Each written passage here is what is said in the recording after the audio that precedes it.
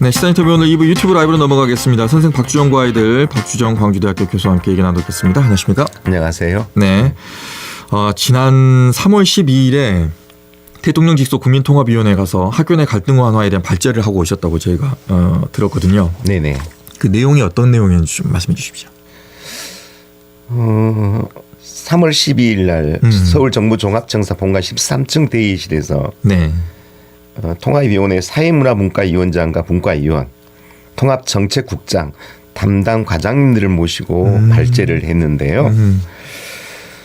학교 내 갈등, 쉽게 말하면 학생과 학생 간의 갈등, 학생과 교사 간의 갈등, 학부모와 교사와의 갈등, 그다음에 교원, 교원 간의 갈등에 대한 갈등 양상과 주요 원인, 이 해결 방안에 대한 발제를 하고 왔습니다.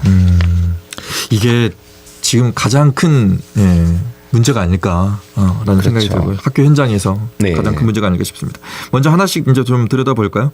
학생과 학생 사이에서의 그 갈등 어떤 형태인지 또 문제의 원인이 뭔지 해결 방안도 좀 말씀해 주시죠. 예, 짧은 시간에 다 이야기를 드릴 수는 없겠습니다만 네. 우선 아웃라인을 말씀드리면 네. 학생과 학생 간의 갈등 중에 가장 큰 것은 학교 폭력과 또래 갈등입니다. 지금 학교 현장에서 문제되고 있는 것이 사법적 해결, 즉 처벌에 편중된 학폭 사안 처리가 문제가 대두되고 있습니다. 즉 학교는 교육적 공간이어야만 되는데 언젠가부터 사법적인 처리 기관으로 되어버린, 그래서 다툼과 소송이 만연되고 있다. 특히 이런 교육적 중재 기능 역량이 부족해지고 학교 폭력 대책에 대한 실효성이 있느냐라는 지적이 되고 있는 것에 대한 말씀을 드리고 왔습니다. 네. 그건 확실한 것 같습니다. 사법적인 해결로 가려고 하는 게 그렇습니다. 좀 늘어난 것 같습니다. 네네. 예, 좀 더 구체적으로 좀 말씀해 주시면요. 이러한 일을 해결하기 위한 여러 가지 게 있지만 지금 눈에 띄는 것들을 중심으로 말씀드리면 중재, 쉽게 말하면 예전에는 학교에서 아이들 간의 다툼이 있으면 선생님이 부모님을 불러서 당신 아이가 이러이러한 어려움이 있다, 문제가 있다. 또 피해 학생과 가해 학생을 불러서 피해 학생에게는 그래 마음이 많이 아팠지, 굴다리 이겨나가자. 가해 학생에게는 이러한 일은 큰일이다, 이런 일을 해서는 절대 안 된다. 또 그걸 보고 있는 방관자 학생들에게도 이런 일이 발생하면 여러분들이 말리고 친구들을 이해하지 그걸 보고 부추기는 모습은 정말 잘못된 거다. 또 선생님과 선생님들 간에는 이런 일이 발생하면 좀 더 우리가 신속하게 대처를 해보자. 마을교육 공동체의 어떤 프로그램이 있으면 보내기도 하고 교육적으로 모든 문제를 좀 해결해 보려고 해왔던 우리 시대 아닙니까? 네. 이제 이 학교 폭력의 정도가 심하고 빈도가 늘어나니까 고육지책으로 학교 폭력 대책하는 법률이 만들어지고, 그래서 학교 폭력 대책 법률이 만들어진다는 것은 하지 않으면은 어떤 조치를 하지 않으면은 벌을 받는 체제가 들어온 거잖아요.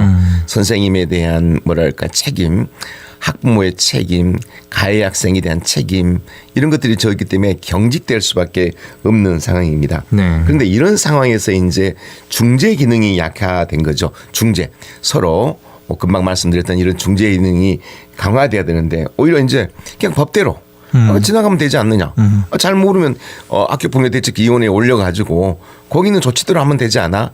라고 하니까 피해 학생 학부모님들도 뭔가 아쉽고 가해 학생 부모 입장에서는 아이들끼리는 어린 나이에는 그럴 수도 있는 건데 너무 학교에서 그냥 법 한다.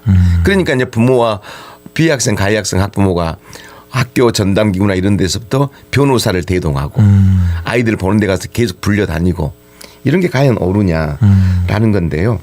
그래서 오늘은 먼저 학교 교육의 중재 기능 강화를 위해서 가장 이슈가 되고 있는 것부터 이야기를 좀 간단하게 말씀을 드려보겠습니다. 네. 제일 먼저 학교의 교육적 중재 기능 강화의 1번이 학교 폭력 전담 조사관 제도가 이번에 만들어졌습니다. 그다음에 SPO라고 학교 전담 경찰관 제도는 이미 하고 있고요. 근데 학교 전담 경찰관들이 많은 아쉬움을 이야기를 합니다.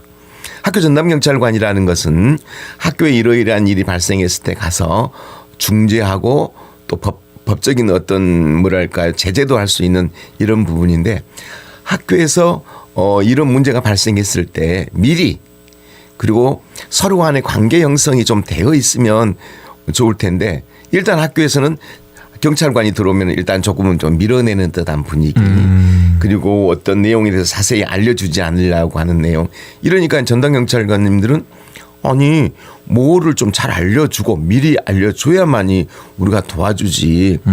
뭔 상황이 딱 발생해서 아이가 옥상에 올라갔을 때만 우리한테 연락을 하면 어떻게 하란 말이냐라는 애매한 소리를 합니다. 물론 일리가 있는 말씀이죠. 네. 또 학교는 학교대로의 또 고충도 있지요. 피해 학생과 가해 학생에 대한 어떠한 정보를 제공했을 때 정보 제공에 대한 그 피해 가해 학생 학부모로부터의 민원이 발생할 수 있기 때문에, 그것 때문에 그런 것 같아요. 그렇죠. 네. 그 이야기를 할 수 없는 아쉬운 점은 서로 간에 있지요. 선생님들이 중간에서 정말 난처하실 것 같아요. 그렇죠. 네. 알려주자니 그러니까. 개인정보라고 또 그럴 것 같고, 경찰 입장에서는 뭘 알려줘야만이 우리가 여러분들을 도와주지, 그냥 코끼리 못 만지기처럼 우리가 할 수는 없지 않느냐, 이런 점이 생겨요. 그래서 이제 저는 이걸 해결하기 위해서 교육청 민주인권 가장을 하던 시절에 네. 학교 전담 경찰관님들 전체와 약 한 100 몇 명 될 겁니다. 네네. 그다음에 우리 강주시 교육청에 산하에 있는 초중고등학교의 학생부장님들을 모시고 아주 편안한 공간에서 1박 2일 동안 그 학생부장님들과 전담 경찰관님들과 같이 서로 대화하고 이야기를 할 수 있는 프로그램을 만들었더니 거기서 이제 학생부장님과 경찰관님들이 서로 형님 동생 할 정도로 관계가 좋아지니까 이 정도 정보는 제공해도 문제가 없겠구나라는 학교의 믿음이 생겼고요. 경찰관님들도 학교에 대해서 이해가 되니까 어떤 문제가 발생하면 이러이러한 일이 발생이 좀 도와주십시오. 알겠습니다. 걱정 마십시오. 우리 바로 뛰어갈게요. 이 협업이 되더라는 거예요. 그래서 무엇보다 중요한 것은 학교 전담 경찰관과 학생부장과의 협업을 위해서 형식적인 연찬회 말고 정말 서로 간에 친해질 수 있는 1박 2일반의 연찬회를 교육청 주관에서 하든 경찰청 주관으로 하든 꼭 해서 그러한 행사를 하는 게 중요한 게 아니라 그 프로그램이 내실화가 이루어진다, 제야된다라는 이야기를 좀 하고 싶습니다.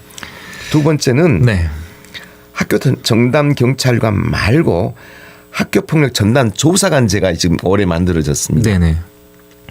우리 시교육청에서는 아직 그런 문제가 발생하지는 않았지만 다른 시도에서는 서울에 있는 한 초등학교에서 아이들의 사소한 다툼을 발생했어요. 사소한 다툼이라고 하는 것은 지나가면서 이렇게 꼬라보 뭐 이런 욕을 좀 했나 봐요. 네네네. 그럼 옛날 같으면 학교에서 서로 간에 이렇게 중재를 해줬어야 되는데 학교 전담 학교 폭력 전담 조사관 제도가 만들어지니까 바로 조사관에게 연락한 거예요. 이 학교 폭력 전담 조사관은 어떤 분이냐면 퇴직 교원 또는 퇴직 경찰 뭐 등등의 사람들을 자격이 되신 분들을 뽑은 거예요. 그런데 이제 학교에서 바로 그 사람한테 연락하니까 그 조사관들이 와서 그 아이를 면담하면 하다 보니 생소한 거예요. 학교에서 이러한 가운데 절차가 없이 그냥 외부에 있는 사람에게 바로 조사관에게 보냈을 때 학부모님들의 허탈함, 아이들의 생소함, 뭐야? 선생님이 나를 아무리지 않고 그냥 바로 보내버리네. 이런 문제에 대한 문제도 지금 발생하고 있어요. 뿐만 아니라 이분들이 그 학교 현장을 잘 모르는 분들도 계세요. 그렇죠. 예, 조사관님들이. 그렇죠. 그 나름 분위기가 있지 않습니까? 경찰이면 경찰의 분위기, 학교는 학교 분위기, 또 초등학교는 초등학교 분위기, 중학교 분위기가 있는데 이 생소한 분위기에서의 적응을 위해서 이 조사관님들의 이 역량 강화를 위한 연수가 절실히 필요하다라고 말씀드릴 수 있을 것 같습니다. 자, 그리고 이렇게 많은 제도적인 걸 마련을 해 놓더라도 이거를 어떻게 좀 유기적으로 좀 끈끈하게 만들어낼 그렇죠. 수 있느냐. 방금 예. 이제 말씀하신 것은 이런 형식적인 연찬회 말고 네. 1박 2일로 좀 이렇게 네. 서로 간에 좀 속을 알 수 있는 네, 네. 그런 연찬회가 필요하다 이렇게 말씀하셨는데 그러려면 또 전 그 생각이 들어요. 선생님들의 일이 또 많아지는 건가 혹시? 아니죠. 한 번 그렇게 그 시간을 좀 주어져서 서로 좋은 관계가 만들어지면 다른 일이 일사천리로 쉽게 되는데 이게 되지 않으면 그 한 번의 기회가 없으면 늘 서로 간에 불신하고 서로 서먹서먹하고 이걸 말씀드려야 되나. 사람이 문제를 풀잖아요. 그런 점에서 그걸 제가 제안을 한 거고요. 네. 또 두 번째 지금 학교 현장에서 고질적인 것을 좀 이야기를 해 줄게요. 네. 학기 초가 되면 학생부장을 맡지 않으려고 생활지도부장. 그렇죠. 예. 힘들잖아요. 안 맡고 싶죠. 예. 어느 누구나 맞아요. 안 맡고 싶어서 서로 안 맡으려고 하니까 교장선생님들이 골머리를 앓고 있는 거예요. 그러다 보니까요. 어떤 학교에서는 어쩔 수 없이 가위바위보를 한답니다. 너무나 힘드니까. 또 어떤 학교에서는 기간제 교사에게 맡기는 데도 있다고 합니다. 학생부장을? 그렇죠. 그러면 안 되죠. 그런데 안 되는데 그럼 어떻게 해야만 이 일이 될게 할 것이냐. 순환 배치. 그렇죠. 이제 이걸 어떻게 할 것이냐. 돌아가면서 하자. 그런데 돌아가면서 하는 것도 있죠. 생활지도 분야의 고유의 그 특성과 영역이 있어요. 거기에 맞는 분이 좀 해 주셔야지. 소위 보면은 아이들 지도에 조금 어렵고 힘들어하는 분이 아이들 보면 무슨 일이 발생하면 벌벌 떠는 분이 그 일을 맡기는 어렵지 않습니까? 자, 그랬을 때 학생부장님을 모시는데 왜 어려움이 있는가를 알아야 해요. 첫 번째가 인센티브를 준다고 두 가지를 하고 있어요. 그런 학교 폭력 관련해서 업무를 맡으면 무슨 기여 점수를 줬어요. 네. 근데 기여 점수는 승진을 하려는 사람한테는 필요해요. 근데 승진을 하려고 한 사람이 점점 없어지고 있어요. 승진 안 하고 싶어요. 왜요? 글쎄요. 여러 가지 이유가 있겠죠. 승진 교장 교감하고 싶지 않다는 사람들이 상당히 많아요. 책임을 맡아야 되니까. 네. 교포 그리고 또 권한도 없다라고 생각을 하는 것 같기도 하고. 그러니까 이 승진 욕구가 없는 상태에서 가산점은 유인적으로 미미해요. 뿐만 아니라 수업 시수를 경감해 주고는 있어요. 이건 상당히 유용하기는 해요. 근데 인센티브 방안보다는 어떤 소송 상황이 발생했을 때 학생부장에게 모든 뭐랄까 책임을 묻는 이런 분위기. 당신이 이걸 잘못했잖아. 그러니까 이런 일이 벌어진 거야. 징계받아야겠어. 그럼 어떤 분이 하고 싶겠어요. 그렇죠.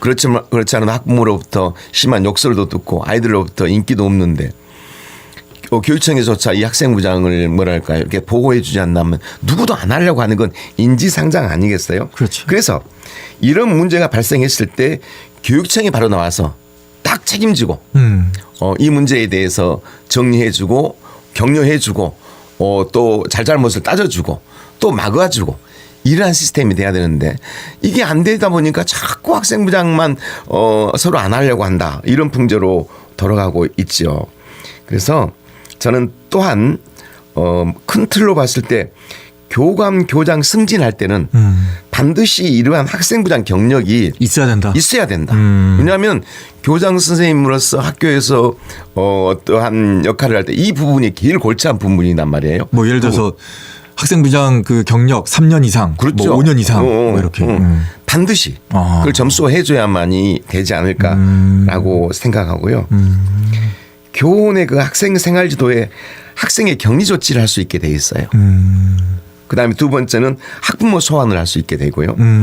학급을 재배치할 수 있게 학생을 그다음에 학부모 책임 등에 대한 구체적인 기준이 마련돼야 돼요. 쉽게 말하면 자 당신의 아이는 오늘 이러이러해서 격리를 시켜야겠습니다라고 학부모님이 말하면 좋습니다. 그럼 격리 조치의 사항 어느 부분에 속합니까라고 따져요. 선생님은 이 아이를 격리를 해야 수업을 할 수 있고 그 격리당한 학부모는 억울하고 따지겠죠. 우리 아이가 그 정도를 갖고 격리해야 됩니까? 그리고 이걸 가지고 나를 소환해요. 그리고 진짜 그렇게 하면 어떻게 해야 됩니까? 그렇죠. 선생님 어떻게 해야 됩니까? 그다음에 학부모님에게 책임을 줬을 때 내가 이걸 이행하지 않으면 어떻게 할 거예요? 강제성이 없을 수 있죠. 그렇죠. 그래서 이런 부분에 대한 지금 학교 폭력 대책하는 법률이 디테일하게 만들어주고는 있습니다. 만들어주고는 있습니다만은 이러한 주체가 이러한 것들이 정확하게 결정이 돼야만이 할 수 있다. 이게 우리가 이번에 그 서희초 사건 등으로 해서 학교의 그 학부모님의 소통을 제한하기 위해서 학부모님들이 학교에 전화하는 것을 뭐라 그럴까요? 시간을 정해놓게 한다든가 아. 또 전화를 할 때 학교에서 모든 통화를 녹음할 수 있게 만들어놨어요. 학부모 전화 온다. 외부 전화를 모두 다 녹음할 수 있는 버튼만 누르면 전화가 다 녹음이 되게 만들어놨단 말이에요. 또 학부모님들 학교로 와서 이러이러한 문제를 상의하러 오든 따지러 오든 오면은 거기 선생님을 만나는 절차를 굉장히 좀 까다롭게 해놨어요. 일리가 있어요. 일리가 있기는 하죠. 그런데 교육의 3주체라고 하면 학생, 학부모, 교사라고 하면서 학부모님들이 학교에 이런저런 이야기를 상의하고 상담하고 이런 일조차 전화를 하면 녹음을 해버린다면 학부모가 무슨 말을 하는데 어쩌겠습니까? 좀 망설여지겠죠. 그래서 이제 핀셋이에요.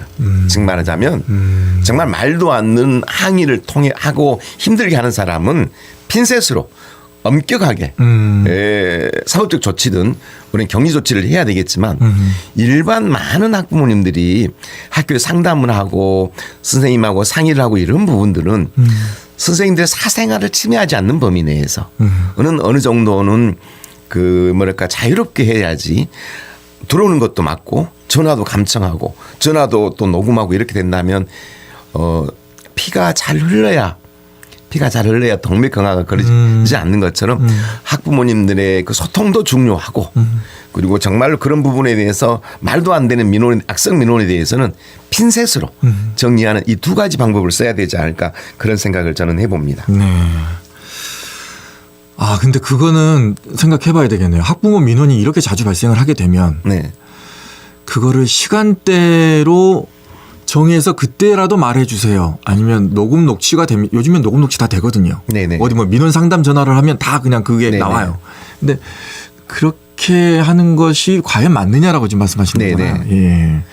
근데 오직 했으면 물론 선생님들이 학교 수업이 끝나고 나서 집에 돌아가 있는데도 시도 때도 없이 문자하고 아, 그러면 안 될 것 같아요. 그렇죠. 네. 그래서 그런 부분들은 제한을 하더라도 그러나 아주 위급한 부분이 있어요. 또 위급한 경우. 그렇지. 예, 맞아. 그런 부분은 또 외로 해줘야 되지 않을까. 그랬을 때 선생님들께서 또 어려움도 있겠죠. 네. 그랬을 때 정성인데요. 제 1번은 학부모님들이 선생님들에 대한 뭐라 그럴까 애우와 애를 지켜주면 이런 일이 벌어지지 않았죠. 그렇죠. 맞아요. 네. 또 반대로 학부모님들 입장에서는 선생님들이 옛날 선생님처럼 그렇게 따뜻했으면 또 이런 일도 없다라고 또 말할 수도 있어요. 서로 간에 닭이 먼저냐 병아리가 먼저 달걀이 먼저냐는 이야기인데요. 어찌됐든 세상이 너무 이기적으로 지어가고 있다. 배려와 소통이 너무 되고 있지 않다라는 것에 대해서는 많은 고민이 필요하다라는 생각이 듭니다. 아, 다음 시간에 시간이 지금 다 돼버려서요. 다음 시간에는 구체적으로 네. 학교 폭력 예방에 대한 뭐 대응, 뭐 정책, 뭐 실효성 있는 것들 네. 심층적으로 좀 조금 더 얘기를 좀 해야 될 것 같습니다. 같고요. 네. 조금 연이어서 이왕 시작한 거니까 네. 오늘은 학생과 학생 간의 갈등에 대한 이야기를 했는데요. 네네. 다음에는 교사와 학부모의 갈등에 대한 이야기도 조금 맞아요. 더 해야 될 것 같습니다. 우리가 항상 너무 단편적으로 학교는 학생과 선생들의 그런 구조다 이렇게 생각하면 안 될 것 같아요. 이제 그 사이에 무조건 학부모 들어가야 됩니다, 진짜. 그렇죠. 예, 네. 문제 해결할 때도 무조건 학부모 들어가야 될 것 같고요. 자, 여기까지 듣도록 하겠습니다. 선생 박주정과 아이들 박주정 광주대 교수와 함께 얘기 나눴습니다. 시사 인터뷰 오늘도 여기서 마치도록 하겠습니다. 구성 최은영, 기술의 최상혁, 저는 김규빈이었고요. 박주정 선생님과도 인사 나눠야 되는데, 예, 수고하셨습니다. 감사합니다. 네네. 전 여기서 인사드리겠습니다. 고맙습니다.